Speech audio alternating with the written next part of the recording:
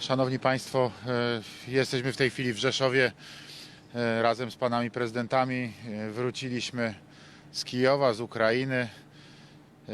Za chwilę pożegnamy się i każdy z nas wróci do swoich normalnych, codziennych zadań w swoim kraju. Przede wszystkim chcę bardzo podziękować panom prezydentom, kolegom moim, naszym sąsiadom z państw bałtyckich za tą bardzo ważną wspólną wizytę w Kijowie.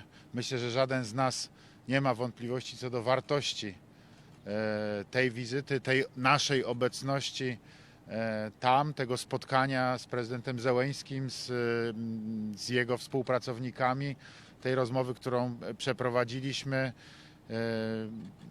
Mamy nadzieję, że nasza obecność była też dla wszystkich obrońców Ukrainy takim widomym znakiem wsparcia, bo na tym ogromnie nam zależało.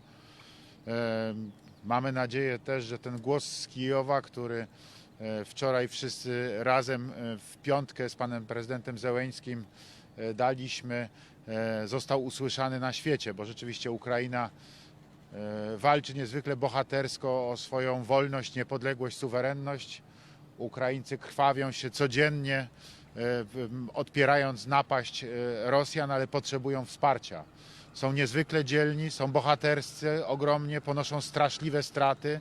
Rosjanie mordują kobiety i dzieci, gwałcą, burzą domy.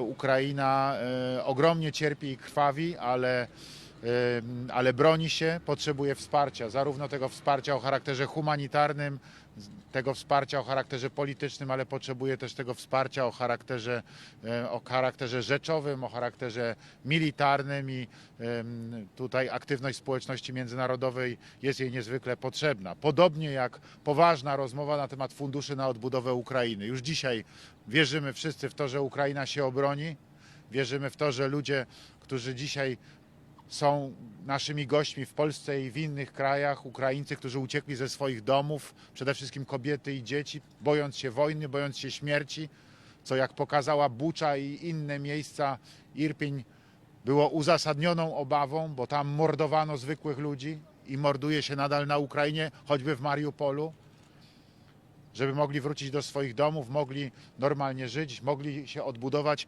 potrzebują wsparcia. To wsparcie finansowe musi dać Unia Europejska, to wsparcie finansowe dla Ukrainy musi dać świat i wierzę w to, że sprostamy jako społeczność międzynarodowa temu zadaniu. Jeszcze raz bardzo dziękuję panom prezydentom. Dziękuję bardzo.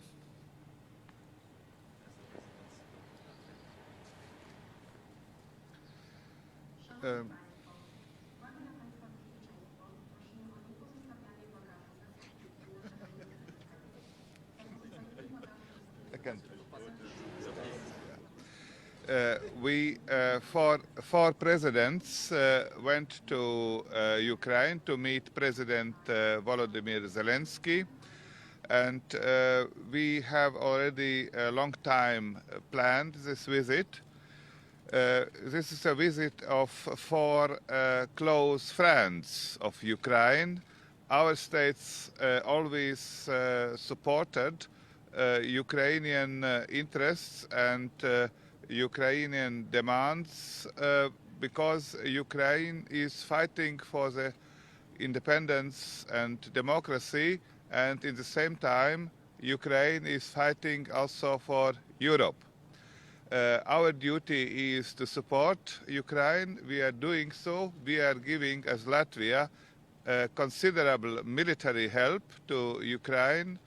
We are supporting Ukraine's demand to become candidate status of the European Union, and as member of NATO, we are supporting a strong military help of member states of NATO to Ukraine.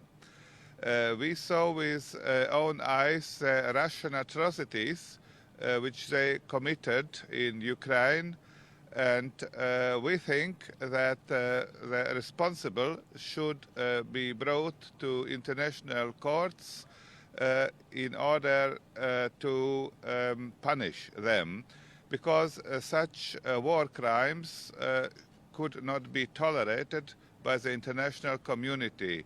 The International Criminal Court has already started the investigations, and there are also proceedings before the International Court of Justice in Hague.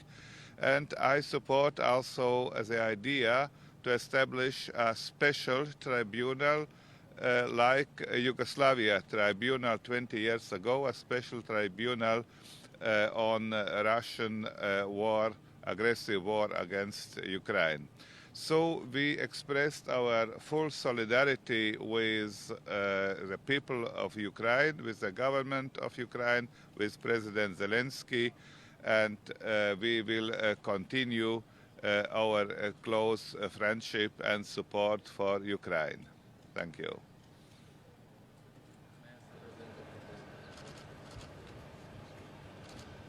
Good morning, ladies and gentlemen. First of all, I would like to express the gratitude to my colleagues, to the President of Poland, to the President of Latvia and Estonia. We were together in Kiev. I think this is symbolic visit first of the presidents after the war in Ukraine broke up. 2 months ago, I had the opportunity to visit Kiev together with my friend Andrzej Duda, and you know, I could compare the mood in the society at that time and now. And you know, paradoxically, I see that the uncertainty in the eyes of people disappeared. There was an uncertainty 2 months ago about the plans of the enemy, ambiguity of those plans, and now everybody in Ukraine knows what to do. Regular meetings of the government. They are solving very concrete issues, for example, preparation for the next agriculture season, payment of social benefits, where to find the financial resources. You know, such questions, such topics, such issues give me the hope that everything will be fine. Surely everything will be fine because the people are decisive, the government has very clear priorities, and the government tries to consolidate the efforts of our institutions. Our task was to visit and to see with our own eyes those atrocities the Putin's regime committed in Berdianka. We did it. And you know, this is a very good idea to come to many leaders of many countries, to Berdianka, to other places in Ukraine, and to see with own eyes what is happening there. Probably it would contribute to more decisive actions of European Union, of other countries, and we have to lose any illusions that Putin's regime could be affected by diplomatic measures. Just actions, and very decisive actions. First of all, sanctions. We have to introduce much stronger sanctions and not to stay the halfway. We have to give very clear perspective on the European, clear perspective for Ukraine regarding the European integration. We did it in Versailles, but it's not enough. We have to send even stronger signals regarding the perspective of this country in the European Union. And of course, other issues which are extremely important, military support. In the short run, this is priority number one. Military support, all our countries contributed very much from the very beginning.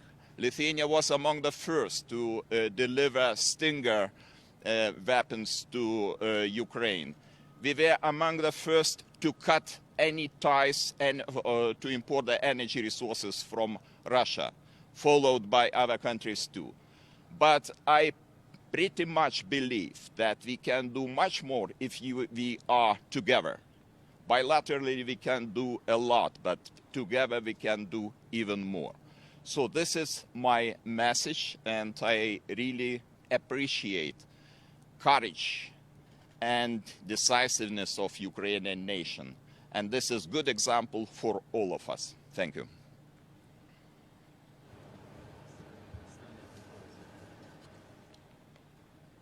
Dear President, ladies and gentlemen, Estonian people admire the courage of President Zelensky as well as the whole nation.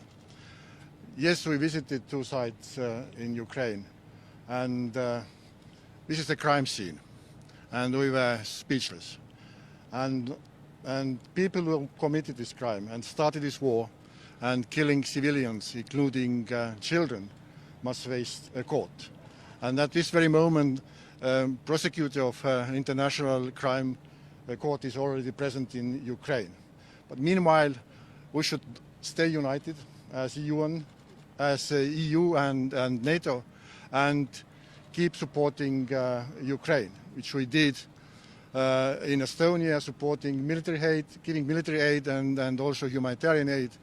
And we are continuing to do so and to encourage our partners and our allies to do the same, because this is the way to end this horrible war, to support Ukraine with mostly with military aid. Thank you very much.